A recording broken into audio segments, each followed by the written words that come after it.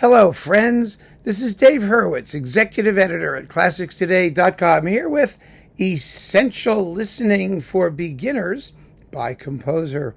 And the composer we're talking about today is Antonio Vivaldi. Now, I've been getting a lot of requests to do Vivaldi. There is no trick to Vivaldi. He is one of the easiest composers to get to enjoy, and that has counted against him. You know, in the classical music snob universe, which is epic in its dimensions, Vivaldi often gets dumped on. I mean, he's one of the three essential Baroque composers: Bach, Handel, Vivaldi. Those are the big three. They really are. But Vivaldi is the only one of them whose reputation exists largely because of his instrumental music, his orchestral music. Specifically his concertos, of which there are something like, maybe around 500 or so. No one is quite sure. They keep discovering new ones. I mean, as recently as a few years ago. So it's sort of hard to say. And other things that he wrote, too. He wrote 40-some-odd operas. He wrote a scad of sacred music, some of which is quite popular. We'll talk about that in a minute. His operas are not, so we don't have to talk about them at all. Yay! They're all getting recorded. Lucky us. Look, here's the bottom line. Vivaldi is known as the father of the Baroque concerto, and rightly so, because back in the day, there were two types of concerto. There was the concerto grosso, such as Corelli wrote or Handel wrote in his 12 Concerti Grossi Opus 6.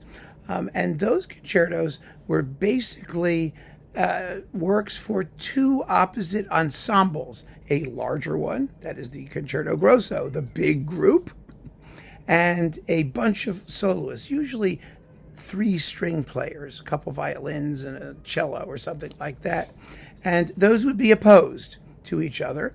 But the basic form of the concerto was quite similar to that of the orchestral suite. In other words, you could have you had sort of a largish opening and then as many other movements as you wanted, often in dance forms. So you could have concertos with as few as 2 or 3 movements, or as many as 6 or 7 or 8 movements. And it was a very fluid kind of thing. The concept of the concerto evolved out of the operatic aria. That is, a piece for solo instrument versus the full orchestra. The solo instrument and the aria being the voice with a text. And so the forms are very easy to understand. They're very, very similar. The basic form at the time was called ritornello form. In other words, the orchestra plays a tune, the singer sings the bit, the tune comes back, the singer sings another bit, the tune comes back, and it's over. That's ritornello form. Nothing could be easier. But Vivaldi's version of the concerto was very, very different from the concerto grosso. It is a 3-movement concerto, usually in the form fast, slow, fast. Not everything Vivaldi did is like that, but most of it is. And the individual movements tend to be longer and more highly developed and a little bit more fulsome as regards their musical content, believe it or not.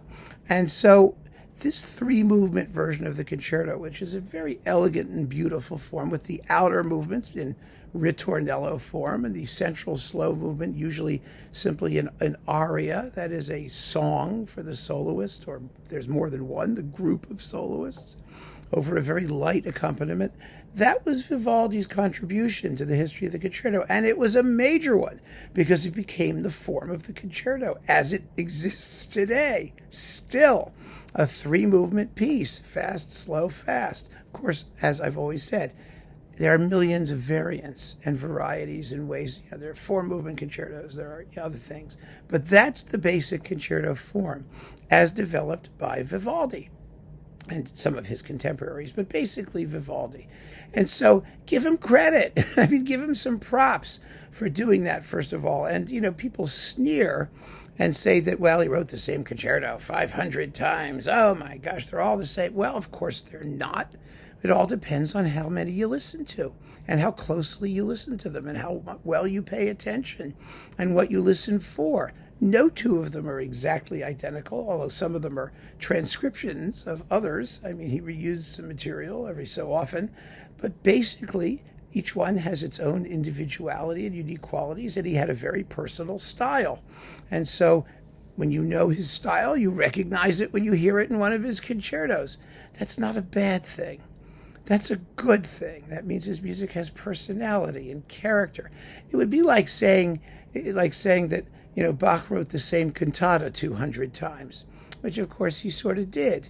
But, nobody craps on Bach because he wrote 200 church cantatas, a lot of which are in identical forms. And there's no reason to do it to Vivaldi either. People don't crap on Bach because he's Bach, because he's German, because he's a big deal with a capital B and a capital D. Whereas Vivaldi is just one of those tuneful, songful, sunny Italian asthmatic priests. They were a dime a dozen in those days, although he had red hair, which was unusual. And he died in utter poverty in Vienna. I mean, he had nothing at the end of his life because his popularity waned over the course of his career. And, he went to Vienna seeking to make his fortune, and it didn't work. And he was only 63 when he died in utter poverty, which is really the way most composers went in those days. I mean, Bach's wife was living in utter poverty, and she had a bunch of sons who could have supported her and didn't. So, life was very different back then. And a composer's life was very different back then. You may sneer at the fact that Vivaldi wrote so many concertos, but that was his job. And when you're tasked with writing X number of works in X amount of time, you do it. And Vivaldi did it, and he did it very, very well. We can't complain about a time when music was all new music. People didn't want to hear yesterday's music. They wanted to hear the new stuff. So you wrote new stuff. You constantly churned out new stuff. And the value of what your old stuff was, unless it was published and unless it became popular, as some of Vivaldi's works did, but only a few dozen out of hundreds and hundreds and hundreds, you didn't care about the stuff you wrote. Bach's cantatas are another wonderful example. A whole slew of them are lost because we know for a fact that once they sang them, they wrapped up their lunch in the sheet music and threw it away. That was the value of music back then, because your composer could always churn out something new to order. So we cannot apply our standards of the, imperishable masterpiece that you slave over for years and years and years and years of your life before grinding out one piece of music. There is value in scarcity. I've always said that. And so had Vivaldi only written one piece of music, maybe he would be considered, a misunderstood genius of his period, or it would never have come to our attention at all. The fact of the matter is that Vivaldi's music fell out of favor at the end of the Baroque period and only was revived in the 20th century with the rediscovery of, you guessed it, the first work on our list, and there are only a couple works on this list, The Four Seasons. Start there. It's wonderful. It's delightful. It's charming. It's tuneful. It's fabulously well written. It deserves every ounce of its popularity. The Four Seasons is 4 separate violin concertos, each in 3 movements, and each one having attached to it a sonnet, a poem, describing the season in question. And Vivaldi, evokes some, not necessarily all, of the images in the poem. And, he actually wrote like the line of the poem that the music supposedly illustrates. But, I knew the Four Seasons for 2 decades before I even knew about the poems, and I've still only looked at them like maybe once, because really, who cares? And when you're listening to it in real time, you don't follow it the same way as you would when you're like sitting there and reading this thing. So you don't have to worry about that. You really don't. And you can find them online if you're curious about what the poems are, what they say. They describe the seasons in question, and the music is absolutely fabulous. But the point to keep in mind is that the Four Seasons is part of a larger work. I mean, that larger work has 12 concertos in it, and a lot of those have nicknames too. The entire work, which was published, it was published in Vivaldi's lifetime as his Opus 8. That means his 8th work. And, there were only, I think, 12 opera published in Vivaldi's lifetime or something like that. Not many. Very, very few, all things considered. But some of them also have nicknames.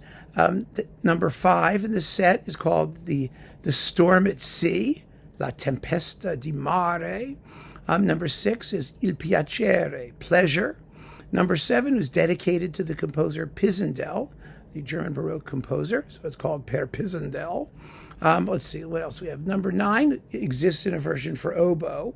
Number 10 is the hunt, la caccia, which is, the strings are called upon to imitate the sound of horns and other things. It's a delightful work.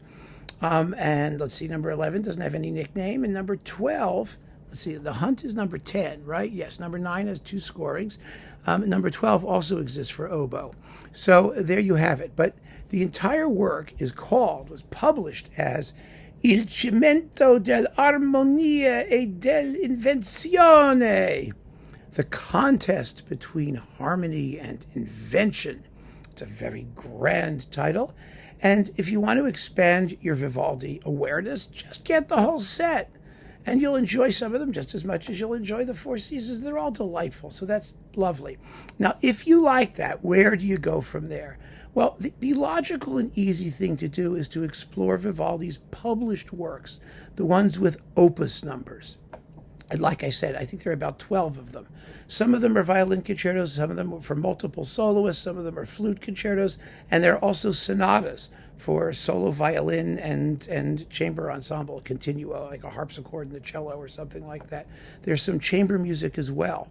And that's a very good and pretty substantial nugget of stuff to begin your Vivaldi excursions. So after Opus 8, the one you should do is his most famous opus, published in his lifetime, which was Opus 3. Opus 3 was called L'Estro Armonico, Harmonic Invention. And Opus 3 was really earth-shattering. This was the piece that really established the 3-movement concerto, and there are concertos for single violins and several violins. Bach loved Opus 3. He transcribed a bunch of Vivaldi concertos, sometimes for harpsichord solo, and one of the Opus 3 set became his concerto for 4 harpsichords, his concerto for 4 violins, one of the clangiest pieces of music ever written in the history of mankind. Bach was fascinated by Vivaldi's 3-movement form, and most of his keyboard concertos and a bunch of his Brandenburg concertos and others follow that form. And of course, after Bach did it, well, everybody did it. So there you go. The essence of the concerto as we know it was created by Vivaldi in his Opus 3, L'Estro Armonico. So that's your next logical step. And again, it's 12 concertos. So take your time with it. Get to know them. Get to know their individuality. And once you've done that, the next piece is not a concerto. Vivaldi's next most famous piece, and one that you really ought to hear, is his Gloria, sacred piece. The text is, of course, the Gloria from the Mass, Gloria in excelsis Deo. I sang it in high school glee club, believe it or not. In high school, is it high school? Yes, and I sang it in college. Everybody sings it. It's so tuneful. It's so much fun. It's written for strings and like trumpet and an oboe or something. It's a nice little perky orchestra with a few extra solo thingies here and there. But oh my goodness, it's delicious. I mean, Domine fili unigenite, yay, hey, hey, hey, yay, hey, hey, hey, yay, hey, hey, hey, yay, hey, hey, Jesu Christe. That's the tune. I could sing better back then, believe me, where I was in a choir and no one noticed how bad I was. Anyway, the point is, it's just fun to listen to. And it exists actually in 2 versions, some of which share material and whatnot. But the basic Vivaldi Gloria is definitely one to get if you like choral music. And he wrote, like I said, a big stack of sacred music, a lot of which is really, really beautiful.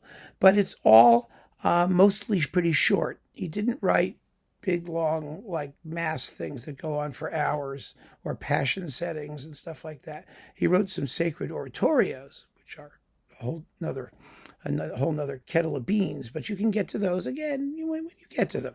So once you know the Gloria and you have Opus 8 and Opus 3 under your belt, the next place to go, and the other Opus numbers, which you could explore at your leisure, just go grab concertos based on solos that you like. There are, for the record, let me see, about 230 solo violin concertos, 40 bassoon concertos, 25 cello concertos, 15 oboe concertos, 10 flute concertos, and others for instruments as diverse as piccolo, mandolin, lute, trumpet, viola d'amore, clarinet, and hundreds of others for instruments alone and in combination. Really kind of amazing, including instruments we've never heard of, like, violini and tromba marina and, lutes and theorbos and, oh, God knows what else. I mean, it's just all kinds of things. If you could play it, Vivaldi wrote a concerto for it. And it's fun. It's fun to discover them. Some of the most fun are his concertos for multi-strumenti, or whatever he calls it, for lots of instruments, where you have like 7 or 8 things all winging away at the same time. They're fascinating and fun, and he's just one of those feel-good, fun composers. And if he didn't plumb the depths of the human condition and expose his aching soul to the shrieking accompaniment of wailing instruments and minor keys every 5 minutes, well, who cares? He was who he was. It doesn't make him unimportant or uninteresting or undesirable or any unthing. He's lovely. So just go out there and have some fun with Vivaldi. Give it a chance. Play it at your leisure. Listen to one work at a time. Don't overdo it, because that's never good. And you'll gradually begin to understand just what a fantastically original and entertaining genius he was. So keep on listening, friends. Thanks so much for joining me. Take care.